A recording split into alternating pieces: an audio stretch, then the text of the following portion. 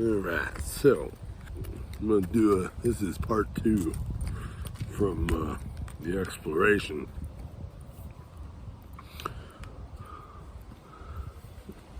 Looking up a couple different things here. Cold Springs and the Stony Valley Resort.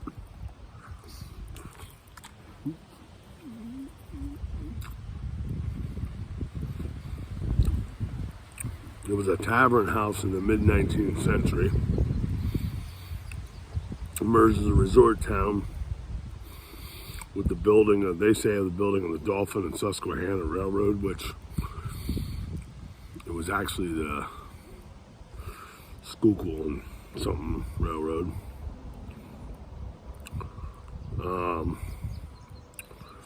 Through Stony Valley in 1850 to 1851. The summer resort, containing just one hotel, would be rejuvenated in the 1880s with the construction of a second hotel.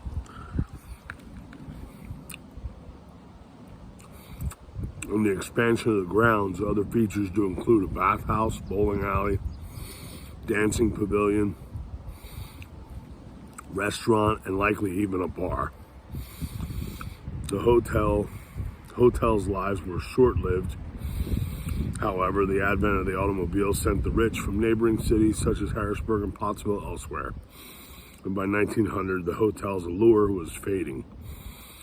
A mysterious fire in September of 1900 ended the life of the resort town, burning down the 2 hotels as well as many of the other resort buildings. Now,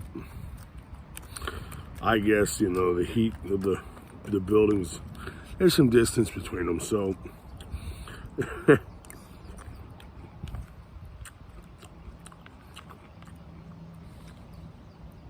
mysterious fire. It happens a lot in this county over the years.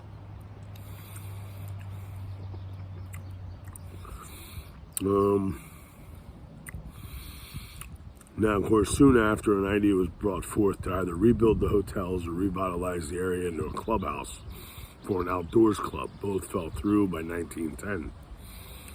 The area had once again made a name for itself due to the never-failing icy waters of Cold Spring. Presumed to have medicinal powers, cold mineral waters of Cold Spring stopped flowing into the resort's bathhouse and were instead bottled to be sold throughout eastern Pennsylvania as spring water.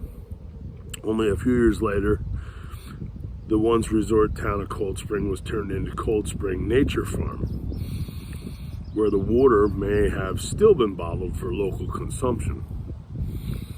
By the Great Depression,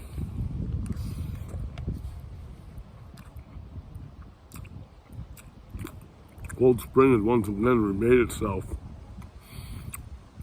into Camp Shand, S-H-A-N-D, a boys' only summer camp for the Lancaster YMCA.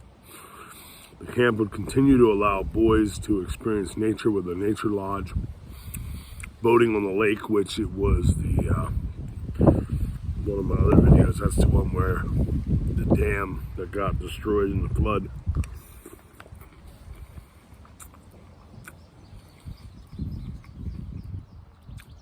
Dresden Lake was behind the dam, filled by Stony Creek.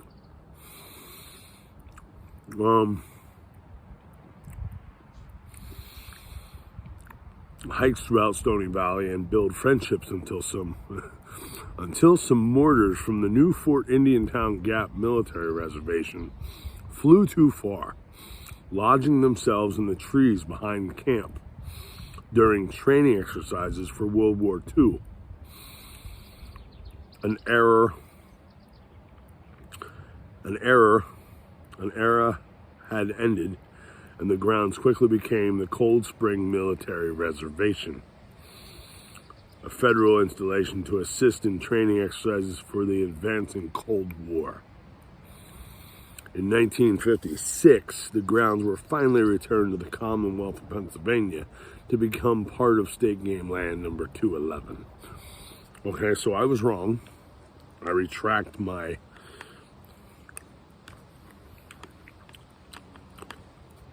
this is actually the first time I've seen any material that stated that being the Cold Spring Military Reservation.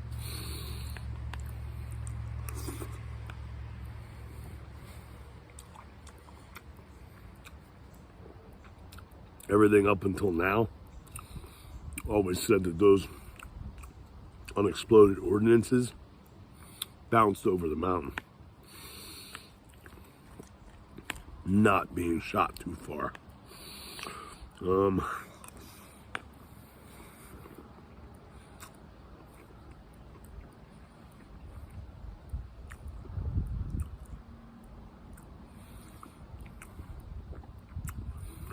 Please be advised the Cold Spring Road is closed from November 31st to March 31st each year due to not having winter maintenance. The road is an unmaintained dirt road into the valley, so high clearance four-wheel drive vehicles are suggested. Now,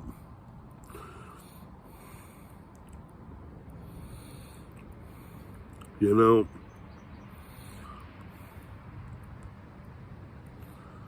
come on, I want that picture bigger. Can we make that picture bigger?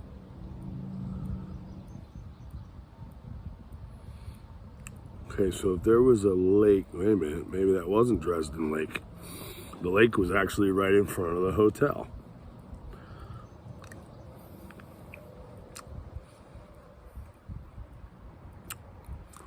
Okay, so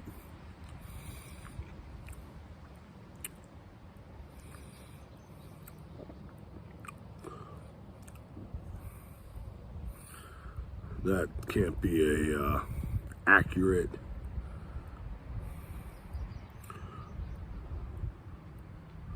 has somebody's signature in the bottom of the picture, but it can't be an accurate.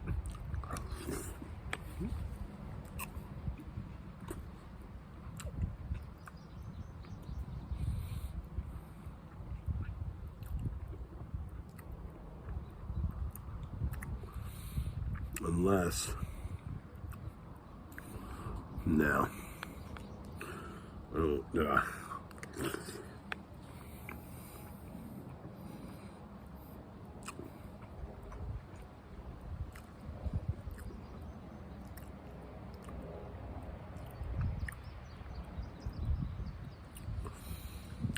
rocky cliff at the lake.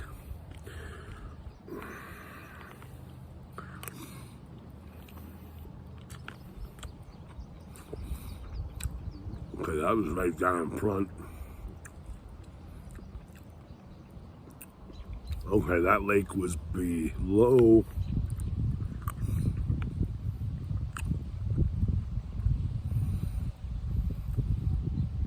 the hotel. So that could be accurate.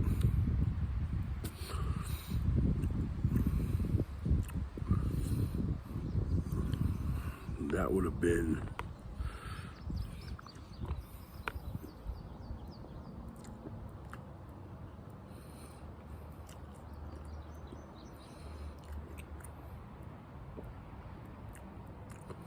see, then what was that other foundation? I found another foundation that I'd never seen before.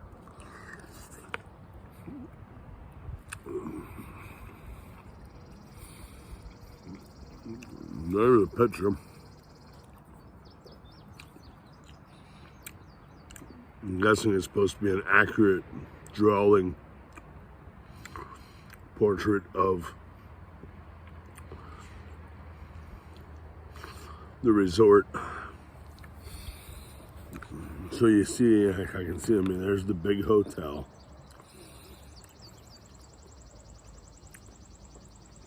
See, then there would be other buildings next to it and behind it. And there's nothing there. Now that down at the bottom would have been the bathhouse spring.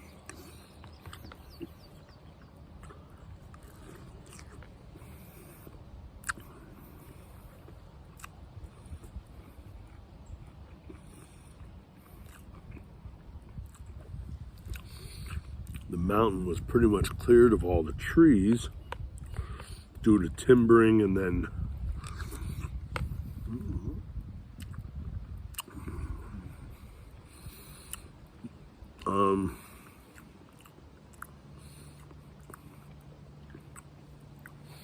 the ghosts of Cold Springs.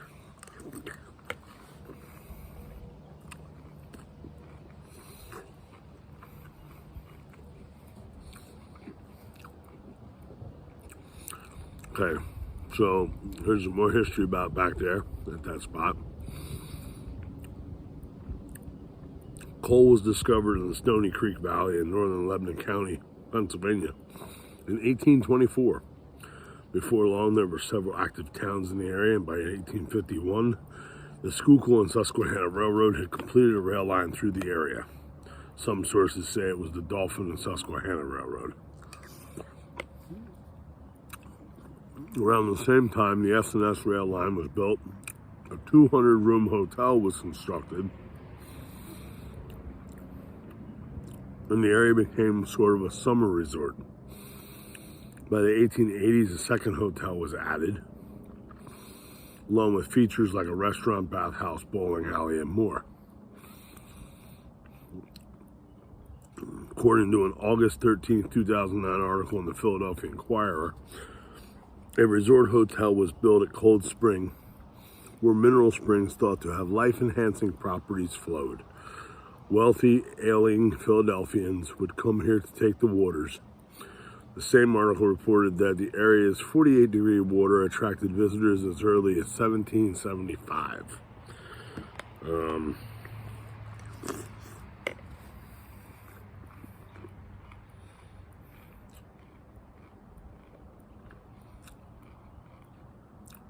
Fantastic book, Pennsylvania Ghost Towns, Uncovering the Hidden Past, describes the two hotels as being side by side, and stunning three-story Greek revival buildings. Formal columns punctuated the views from the porches and balconies. A shady lane served as a promenade for ladies in long, elegant dresses and gentlemen with top hats and canes. By 1900, however, whatever appeal the hotels once held was gone, and in September 1900, a fire, described by some as mysterious, destroyed pretty much everything.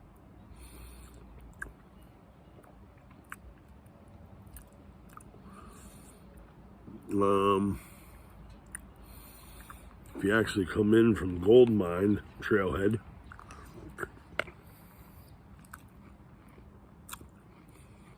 3.5 miles from the eastern trailhead at Gold Mine, you'll find signs marking an area known as Rouse Gap. This was once a town that included several dozen homes, but was abandoned by 1900. A small cemetery and some ruins are still visible. That's one I want to go check that out.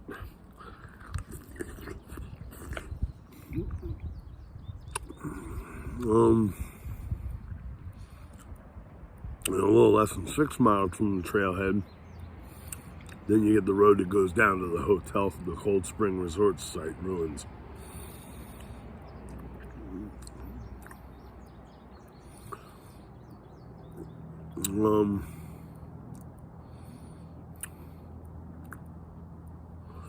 It's amazing how much stuff has grown up over the years from what it was.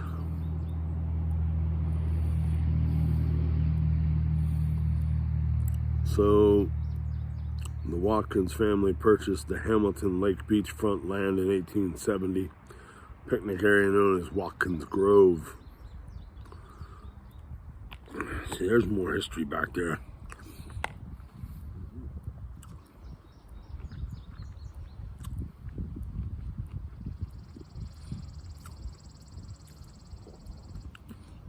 Now,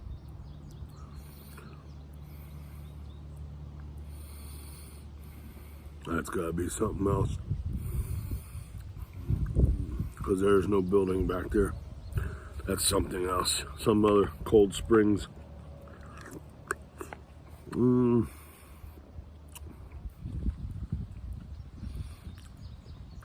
known as St. Anthony's Wilderness.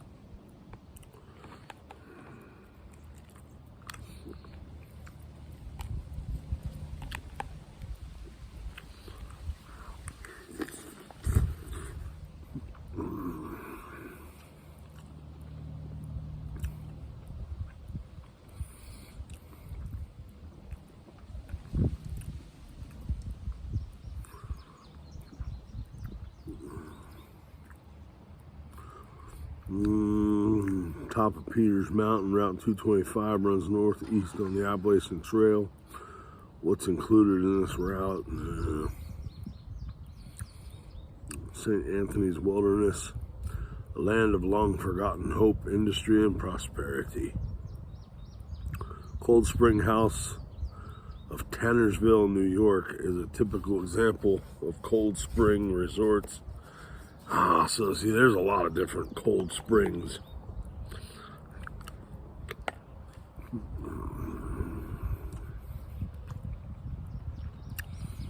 But yet, spread across the Blue Mountains, Pennsylvania,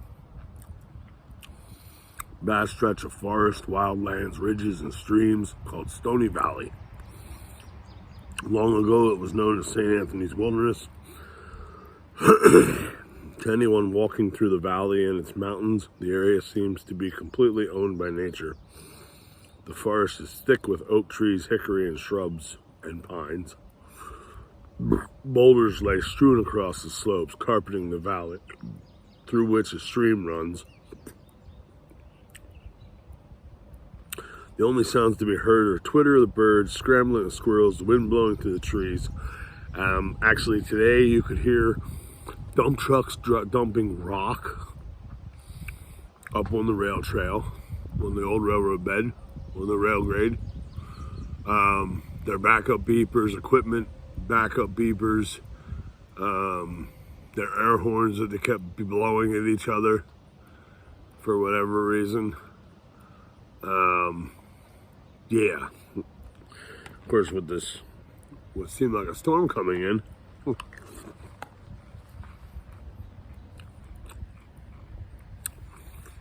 I didn't have time to go up and examine what they were doing.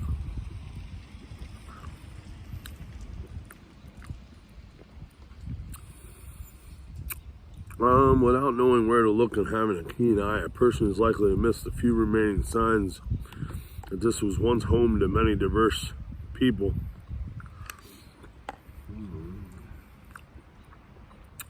With great and varying endeavors, from missionaries evangelizing, Amerindians, to poor laborers working in the mines, to rich vacationing in lush lakeside resort. Today it's hard to imagine that all these things took place in an area that looks as wild as the day it was named St. Anthony's Wilderness over 2.5 centuries ago.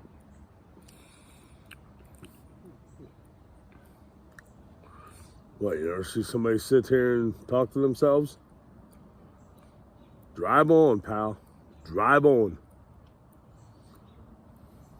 Jesus.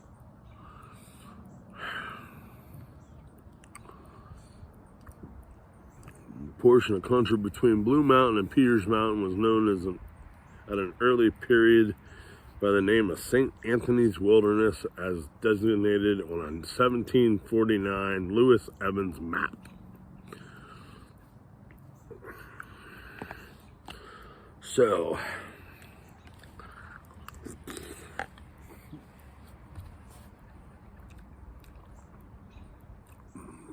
1700s. A lot of people back in there.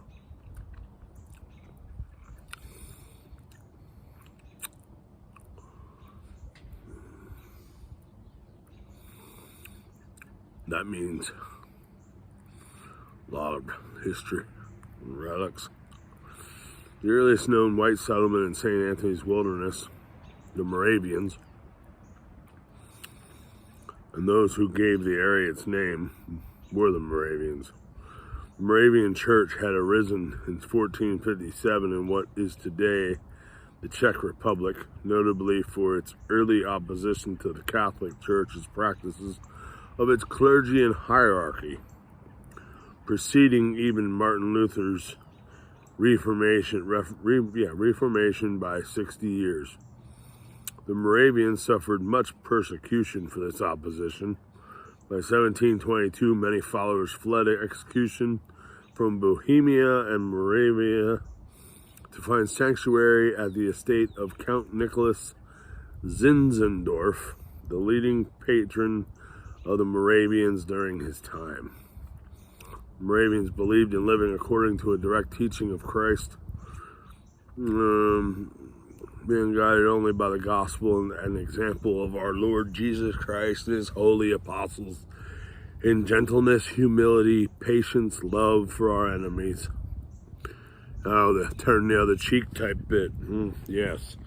Yes, they shot you in the ass. Turn the other way so they can shoot you in the front.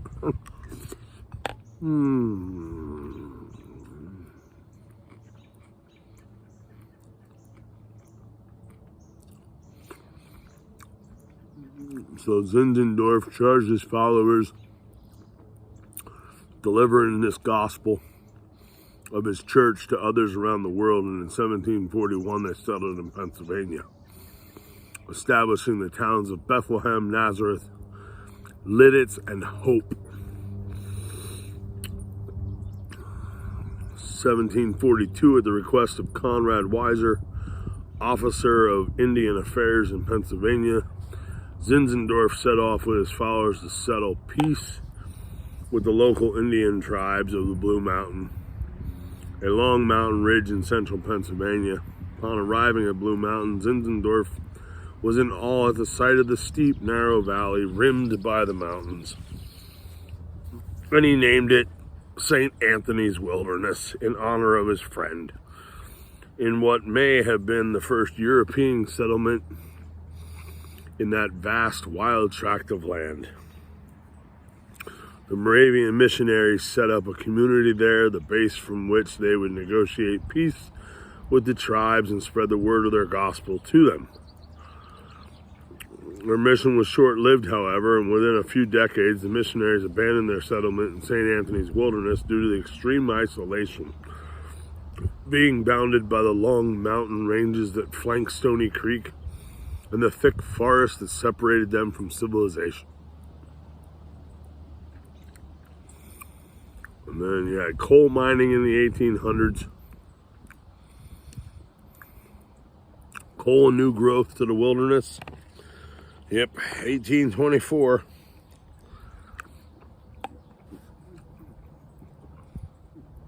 They discovered coal. 5 towns sprouted up along the mountain ridge to accommodate subsequent mineral interests. The towns of Ellendale, Yellow Springs, Roush Gap, Gold Mine, and Rattling Run were all bustling communities in their time. The population of Stony Valley area reached over 2,000 people at its peak. The resort town of Cold Spring was also established nearby after 1850. And in addition to coal mines, there was also lumbering operations, quarrying, a water bottling plant, ice harvesting industries.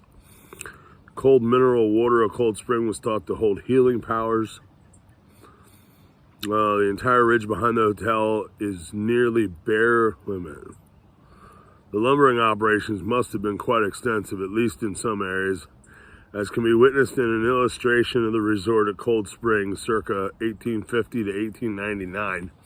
The entire ridge behind the hotel is nearly bare of trees, only a few sparse oaks dotting the slope. A slim reminder of the great forest that had stood there before, that would once again grow to cover the mountainside, which it has. Of course, doesn't help. The Game Commission and State Game Lands and the Commonwealth of Pennsylvania keep select harvesting, making money off of timber in there.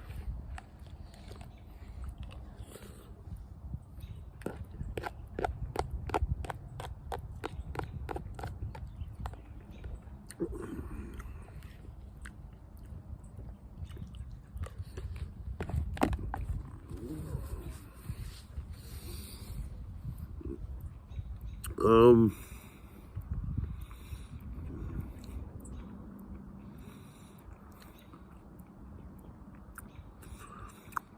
Ice harvesting was a process removing surface ice from the lakes and rivers, which was then stored in ice houses and sold for cooling purposes.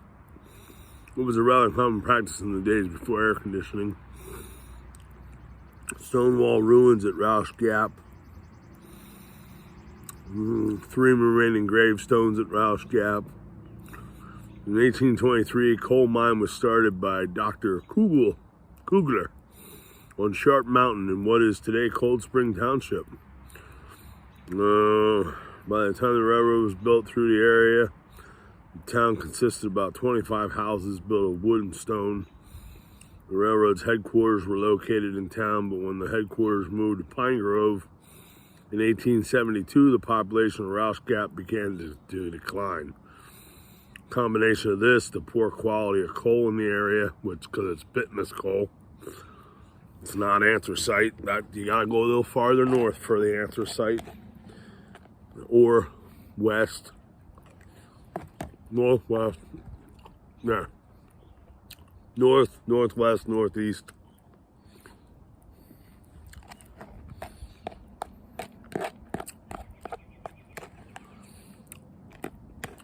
And actually, I'm not even sure if it was really coal.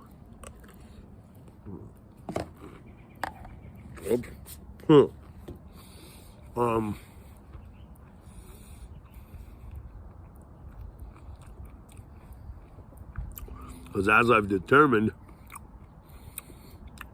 there's a lot of hot rocks back here that set off the detector.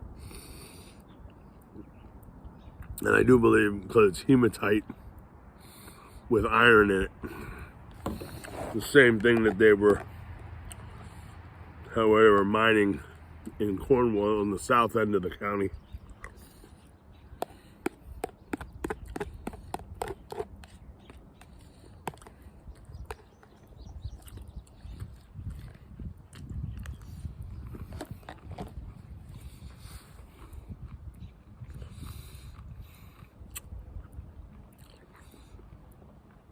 So, in the occurrence of the Civil War, Rausch Gap had become deserted by 1900. Today, the stone foundations of houses and the shallow outline of an abandoned well mark where the town once stood. The remaining railroad tracks were removed in 1944. As much of the tracks as possible were salvaged and reused for other purposes, such as for other railroads and the war effort for World War II. The rail, tie plates, and spikes were of the most use, but the ties were torn out from the ground and thrown into piles stretching several hundred yards along the abandoned wagon road, where they remain lying to this day. During the same time period in 1940s, Fort Indiantown Gap, a National Guard training facility, used Rausch Gap and neighboring Cold Springs as training grounds for their personnel. During the 50s, the Pennsylvania State Game Commission purchased the land and designated it as State Game Land 211. Cemetery still resides in the remains of Rausch Gap, where the citizens of the vanished town had been laid to rest. It had held more than 100 gravestones when the town was still inhabited, but now only a few remain standing. The others have vanished, lost either to the elements or to vandalism. Below are the examples of what can be seen on the headstones throughout the cemetery. Andrew Allen. In memory of the late Andrew Allen, a native of England who met his death by accident at Gold Mine Gap, June 9th, 1854, age 30 years, 2 months, and 27 days. Here lies beneath this humble sod the noble work of nature's God. A heart once warm with gratitude, with strength and courage, was endured. A. Allen. Catherine Blackwood. Catherine, daughter of John and Elizabeth Blackwood, died June 16th, 1854, aged 1 year, 1 month, and 7 days. John Proud, in memory of John Proud, born in Durham, England, and died May 18th, 1854, aged 52 years and 16 days. Affliction sore, long time I bore. All human skill was vain, till God did please to give me care and free me from my pain.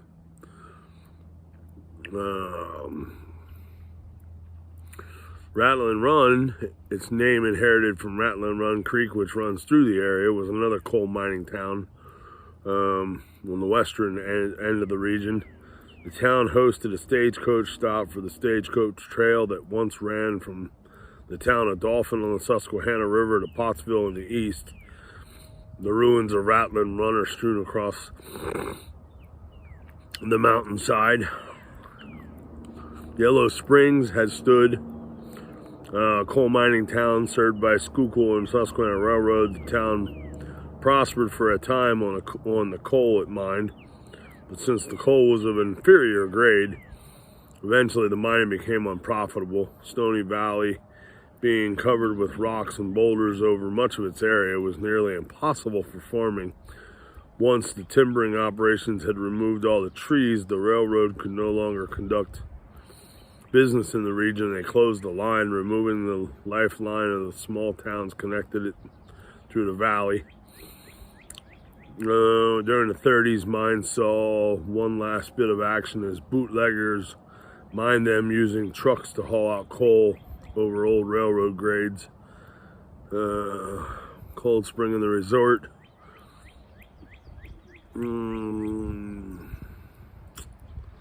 So yeah, so that's some of the history back there for those that aren't from the area or from even in this country. My home state of Pennsylvania, the Commonwealth of Pennsylvania, has a bunch of old history dating all the way back to the 1700s and before with the Native American, with the American Indians.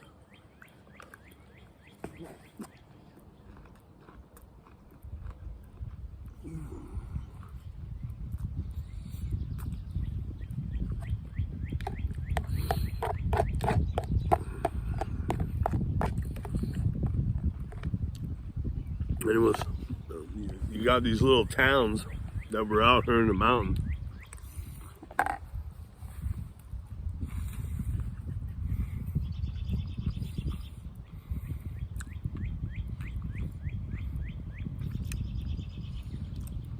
Just imagine what's out there to be found.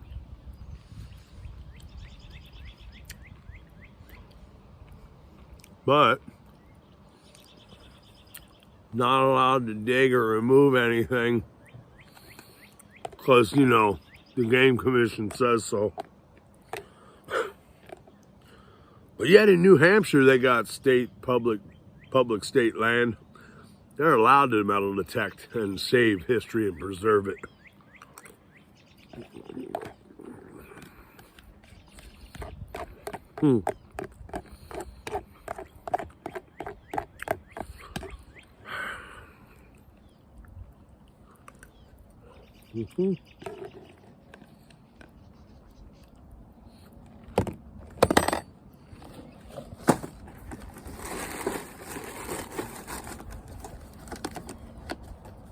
So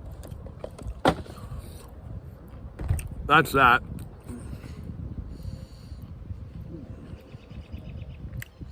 Thank you for watching. If you've enjoyed, for those of you not from the area that may not know anything about the history here in Pennsylvania,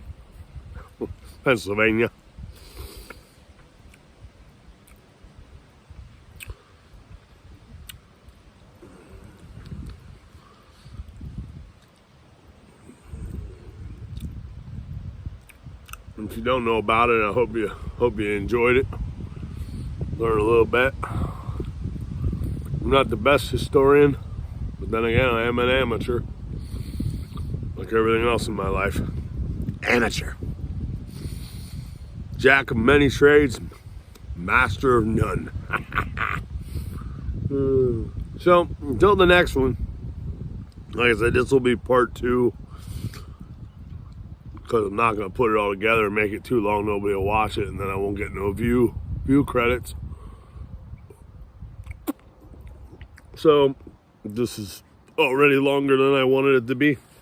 But, it is what it is, so.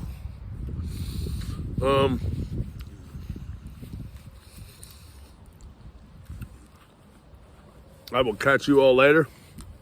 It's getting dark. I gotta get out of here before I get in trouble.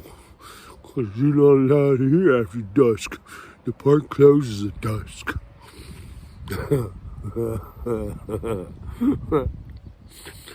How about, yeah, fuck a fat one.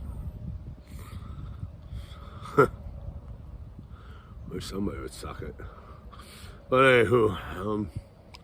anyhow, so I will catch you all later. Remember, fight for love, not hate. And,